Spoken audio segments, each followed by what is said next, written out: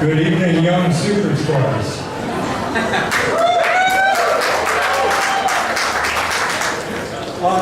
First of all, I'd like to thank Design Edge for their encouragement of high standards of graphic design in the country. It's very important. The work displayed here is fresh and inventive, and some of it aesthetically stunning, and I want to congratulate all of you. I see many pieces here I would have been very pleased to have done myself. You guys are good, I'll tell you that. I also would like to express my gratitude to Errol Saldana and the Communication Designers Association, which he founded. To be recognized as a design pioneer kind of makes me feel awfully old, but hey, it's a good thing. It's a great honor. And it's really nice to know that someone is still interested in the work of a few old guys who were turning out graphic design 50 plus years ago. Okay, they asked me to say a little of my own history, so here it is. Now I know that no one wants to hear a long speech when they're waiting to see who wins awards, so I'm going to make it mercifully brief. My first art job was at the age of 14 when I was painting signs after school at a department store with brushes, if you can believe it, and pens. No computers. I guess lettering and type had always been attractive to me from the very beginning, and I think it's one of those weird things. I think maybe it was because when I was 7 or 8 years old, we lived next door to a guy who was a sign painter. And he used to pull trucks up into his driveway and do this wonderful lettering, gold leaf and all that stuff. And to a kid, 7, 8 years old, I thought this was absolutely amazing stuff. I think maybe that's what inspired me. Years later, when I graduated from OCA, now OCA DU, as you know, I went to work for my teacher, mentor, and friend, Alan R. Fleming. If you don't know his work, he's one of the best graphic designers and typographers in North America. Al was freelancing at the time, but it wasn't long before Cooper & Beattie, a company you probably never heard of, which was a famous advertising typography company, hired Alan to go and help improve their image and their publicity. Hang on just a second. Fortunately for me, he took me with him as his assistant, and I learned a great deal from Al. Our role there was to promote Cooper & Beattie as a really forward-thinking company, and a company that was creative with type and could do great typesetting for advertising agencies and various clients. It was maybe, it's hard to say, it was maybe the most fun I ever had creating. Here are a few pieces that I did during that time. This is about 1957 to 1959. I expect none of you were born then.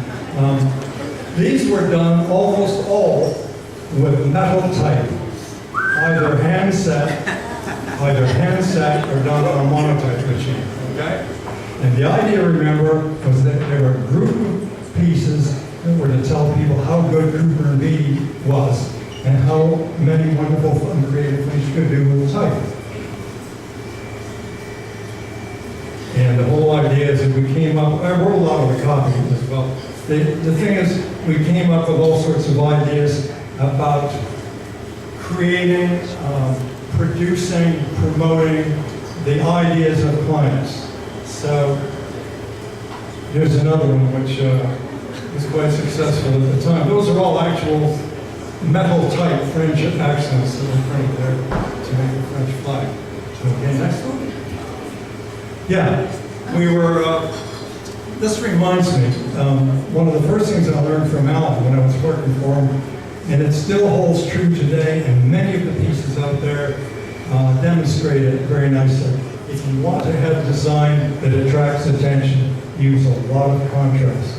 Contrast is the designer's #1 tool, believe me, okay?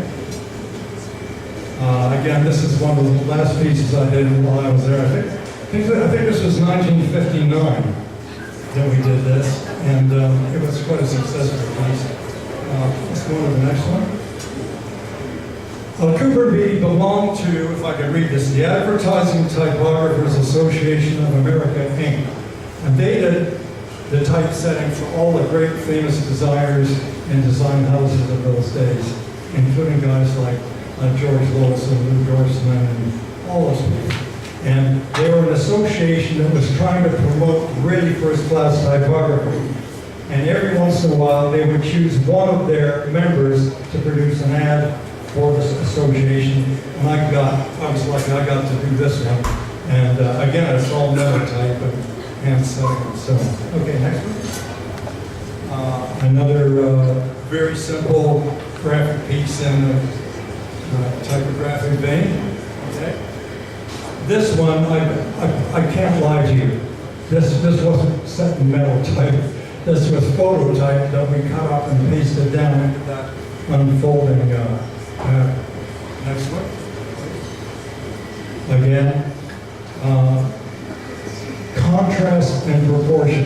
Those are your biggest tools. And there's one more. I wasn't supposed to get into all this, but there's one more.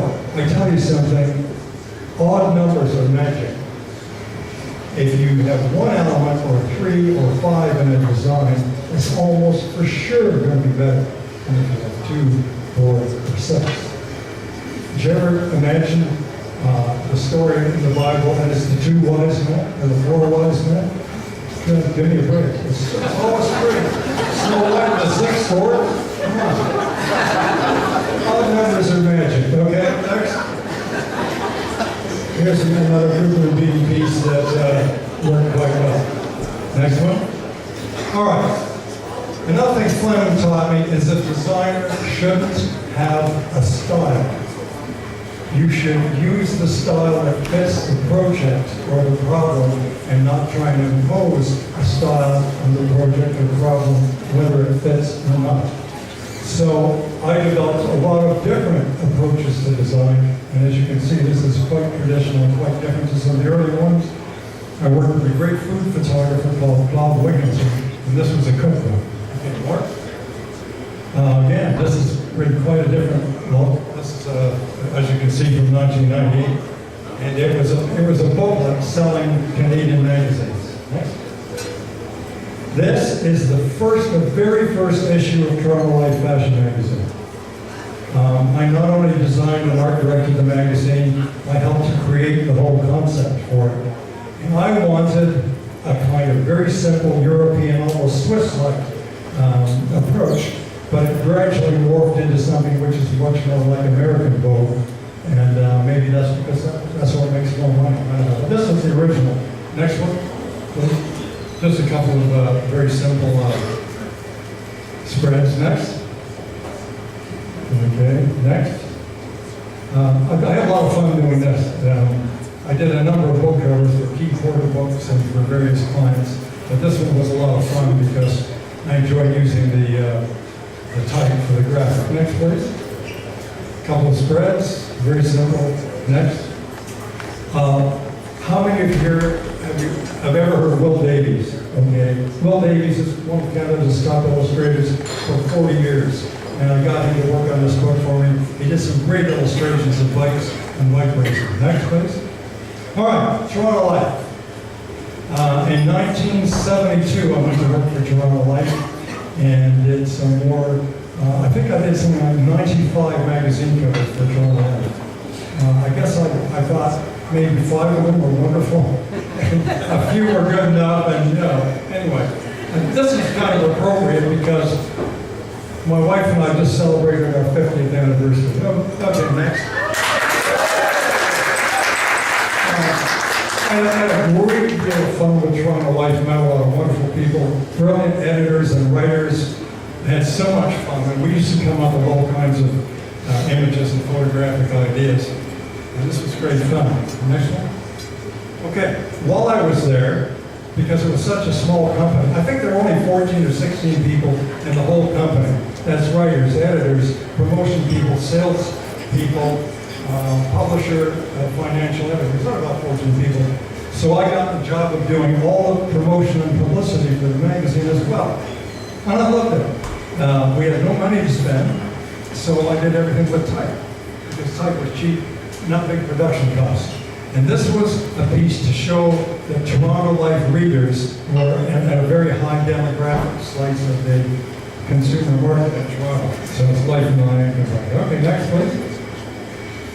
We were trying here to show that people kept the magazine around for a long time, kept it on their coffee tables in the bathroom. They read it for a month. So we got this idea, and again, I wrote it and designed it. Well, we got a magazine that ripped it and stained it, put coffee on it and everything. And of course, why I used magazine as part was the pitch. Next week.